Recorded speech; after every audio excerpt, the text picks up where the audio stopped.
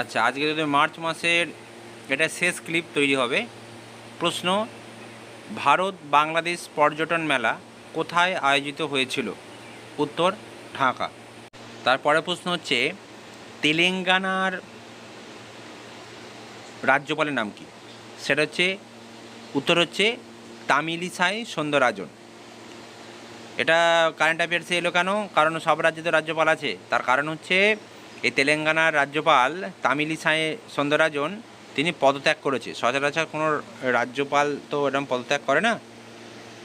এই তেলেঙ্গানা যেহেতু ভারতবর্ষের শেষতম অঙ্গরাজ্য, অঙ্গরাজ্যের সংখ্যা এখন 28টা হলো, তেলেঙ্গানা কিন্তু 29তম অঙ্গরাজ্য। তখনও জম্মু কাশ্মীর এই ইউনিয়ন টেরিটরি হয়নি, তাই এটা মাথায় রাখা দরকার আছে। তারপরের প্রশ্ন, হ্যাঁ, আর একটা কথা, সেটা হচ্ছে এই তেলেঙ্গানার এই চার্জটা মানে রাজ্যপালের চার্জটা নিল ঝাড়খণ্ডের যে গভর্নর আছে অর্থাৎ রাজ্যপাল আছে সিপি রাধাকৃষ্ণন। তিনি অ্যাডিশনাল রাজ্যপাল হিসেবে এখন তেলেঙ্গানার কাজকর্ম করবে। তারপরের প্রশ্ন, ভুটানের সর্বোচ্চ সম্মান যার নাম হচ্ছে the order of the dark golf, ভারতবর্ষের কে এই নাগরিক সম্মানে সম্মানিত হলেন? উত্তর: নরেন্দ্র মোদী। আন্তর্জাতিক বন দিবস কবে পালিত হয় এ মাসের, মানে মার্চ মাসের? সেটা হচ্ছে 21শে মার্চ। প্রশ্ন: এয়ার ট্রান্সপোর্ট অ্যাওয়ার্ড 2024 এ ভারতের এয়ারলাইন্স অফ দ্য ইয়ার নির্বাচিত করা হয়েছে কোনটিকে, মানে কোন মানে এয়ারলাইনকে করা হয়েছে? সেটা হচ্ছে ইন্ডিগো। আমাদের দেশে এয়ার ইন্ডিয়া, ভিস্তারা, তারপরে টাটা অনেক আছে, তবে কিংফিশার, তার মধ্যে ইন্ডিগো হচ্ছে এয়ার ট্রান্সপোর্ট অ্যাওয়ার্ড 2024 জিতেছে। চলো, তারপরের প্রশ্ন হচ্ছে 2024 সালে যে গ্লোবাল রিচ লিস্ট হয়, মানে বড়লোকদের লিস্ট বানানো হয় যে কে কততম বড়লোক, সেটা অনেকেই বানায়। এটা যেটা প্রকাশ হয়েছে সেটা হচ্ছে হুরুন গ্লোবাল রিচ লিস্ট, মানে হুরুন একটা সংস্থা, তারা 2024 সালে একটা লিস্ট বানিয়েছে। তার মধ্যে 10ম স্থানে রয়েছে আমাদের ভারতবর্ষের মুকেশ আম্বানি, আর টপে তো এলন মাস্ক রয়েছে, সেটা তো আমরা সবাই জানি। আচ্ছা, তারপরে আচ্ছা এটা মনে করে দিয়ে সিআইডি সিবিআই এই আগের ক্লাসে যে বলছিলাম, এনআই এ সম্পর্কেও তোরা জেনেছিস বা খুলে দেখেছিস। এনআইয়ের পুরো কথা হচ্ছে ন্যাশনাল ইনভেস্টিগেশন এজেন্সি।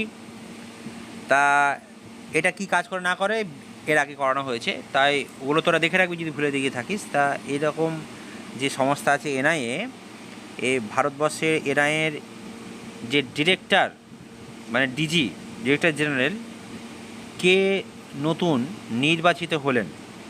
ভীষণ ইম্পর্টেন্ট প্রশ্ন এটা।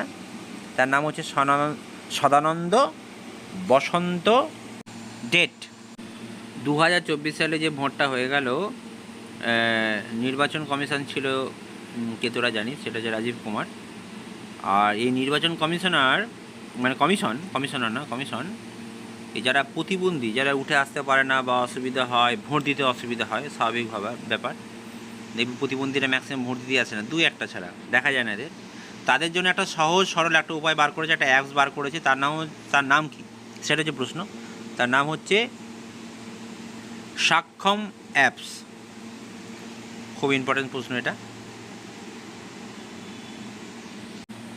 এরপর প্রশ্ন হচ্ছে, আইসিসি যে আম্পায়ারের লিস্ট হয় সেই লিস্টে, মানে এলিট লিস্ট, সেই এলিট লিস্টে বাংলাদেশের প্রথম কে মনোনীত হলেন? তার নাম হচ্ছে শরফুদ্দৌলা ইবনে শহীদ। আচ্ছা, এরপরের প্রশ্ন হচ্ছে 2024 সালে অ্যাবেল পুরস্কারে কে ভূষিত হয়েছে? সেটা হচ্ছে মিশেল তালাগ্রান্ট। এই অ্যাবেল ব্যাপারে একটু বলে রাখি, সেটা হচ্ছে এটা অঙ্কের ওপরে দেওয়া হয়। অ্যাবেল হচ্ছে তোর যে যে নোবেল প্রাইজ দেওয়া হয় না, সেই এটা নোবেল বলা হয়, মানে অ্যাবেলকে অঙ্কের নোবেল বলা হয়, কিন্তু এটা নোবেল প্রাইজ নয়। নোবেল বহু বিষয় দেওয়া হয়, এমনকি সাহিত্যেও দেওয়া হয়, যেমন আমাদের রবীন্দ্রনাথও নোবেল পেয়েছে সাহিত্যিক ইকোনমিক্সে দেওয়া হয়, বহু বিষয় দেওয়া হয়, শুধু অঙ্কের দেওয়া হয় না।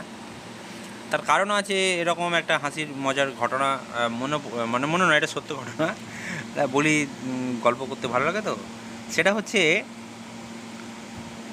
যে আলফ্রেড নোবেল মানে যার নাম অনুসারে এই যে এই সমস্ত নোবেল প্রাইজ দেওয়া হয়, তার স্ত্রী অঙ্ক শিখতো যার কাছে, সেই অঙ্কের মাস্টারকে নিয়েই ভেঙে পড়েছিল, মানে কেটে পড়েছিল, প্রেমে পড়ে গেছিলো। সেই জন্যই তিনি আর কিছু করুক না করুক, নোবেল কিন্তু আর অঙ্কেতে দেয় না। সেটা কিন্তু ক্ষত হয়ে রয়ে গেছে। সেই জন্য অ্যাবেল দেওয়া হয় অঙ্কতে, যারা খুব ভালো হয় আর কি, যাই কিছু আবিষ্কার করে আর কি। যাই হোক, তার পরের প্রশ্ন। ভারতীয় ক্রিকেটার হিসাবে টি-20-তে আর কি, কিন্তু এটা নয়, মানে ওয়ান ডেতে নয়, টি-20-তে ভারতীয় ক্রিকেটার হিসাবে 12,000 রান যে মাইলস্টোন, সেটা পেরোলো কে? বিরাট কোহলি। প্রশ্ন, মিস ইউনিভার্স 2024 প্রতিযোগিতা যেটা হবে সেটা কোন দেশে? সেটা হচ্ছে মেক্সিকো। হ্যাঁ, এটা কততম? সেটা হচ্ছে 73তম।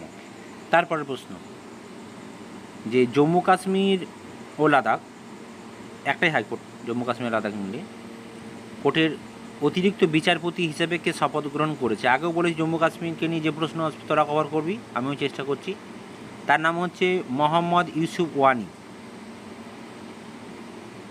জম্মু কাশ্মীরের এই হাইকোর্ট ছাড়া নয়, নিয়ে ভারতবর্ষে মোট 25টি হাইকোর্ট আছে কিন্তু। আচ্ছা, মার্চ মাসে আর তেমন কোনো গুরুত্বপূর্ণ কিছু নেই। এবার যেটা প্রথম সপ্তাহে করে দেওয়া উচিত ছিল সেটা করে দেওয়া হয়নি, সেটা হচ্ছে মার্চ মাসে গুরুত্বপূর্ণ দিনের তালিকাটা। এবার তোরা মার্চ মাসের তালিকাটা তৈরি করে নে। পয়লা মার্চ হচ্ছে পয়লা মার্চে তেমন কিছু নেই, বিশ্ব বেসামরিক প্রতিরক্ষা দিবস, ওগুলো দরকার নেই, ফালতু। যেটা করতে হবে 3রা মার্চ থেকে করতে হবে। 3রা মার্চ হচ্ছে বিশ্ব বন্যপ্রাণী দিবস। বিশ্ব বন্যপ্রাণী দিবসটা সঙ্গে সঙ্গে বিশ্ব শ্রবণ দিবসটা মনে রাখবি, 3রা মার্চই পড়ে। এই শ্রবণ দিবস মানে হচ্ছে এই কানে যারা আর কি কম শোনে বা শুনতে পায় না, তাদেরকে স্মরণ করা মানে তাদের যাতে পরবর্তী দিনে এমন কেউ না হয়, মানে কালা না জন্মায়, তার একটা ব্যবস্থা করা। 4ঠা মার্চ জাতীয় নিরাপত্তা দিবস। 4ঠা মার্চের একটা আছে, সেটা হচ্ছে আন্তর্জাতিক নারী দিবস। আচ্ছা, 4ঠা মার্চ হয়ে গেল। তারপরে তোর 15ই মার্চ হলো বিশ্ব ভোক্তা আধিকারিক দিবস, মানে যারা কাস্টমার তাদের। এটা আগের সপ্তাহে কারেন্ট অ্যাফেয়ার্সের মধ্যেই কথা আমি বলে দিয়েছি। আর একটা হচ্ছে 15ই মার্চ হচ্ছে বিশ্ব ঘুম দিবস। আমার 15 তারিখেই জন্ম মার্চ মাসে, সেই জন্য আমি প্রচুর ঘুমাই আর কি। আচ্ছা, তবে 16ই মার্চ হচ্ছে জাতীয় টিকা দিবস। আচ্ছা, আর একটা আছে, সেটা বলা যাবে না। 20 মার্চ আন্তর্জাতিক সুখ দিবস। আমাদের তো দেশে সুখ নেই, তাই ওইটা আর মনে রাখিস না। হ্যাঁ, আর একটা মনে রাখতে হবে, এই 20 মার্চ সুখ না থাক। 20 মার্চে বিশ্ব চড়ুই দিবস। এটা খুব আনকমন, এই আনকমনগুলো থেকে দিচ্ছে তো, তাই মাথায় রাখবি চড়ুই দিবস।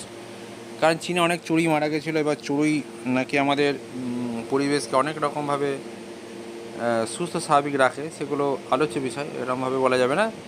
তারপরে 21শে মার্চ বিশ্ব বন দিবস।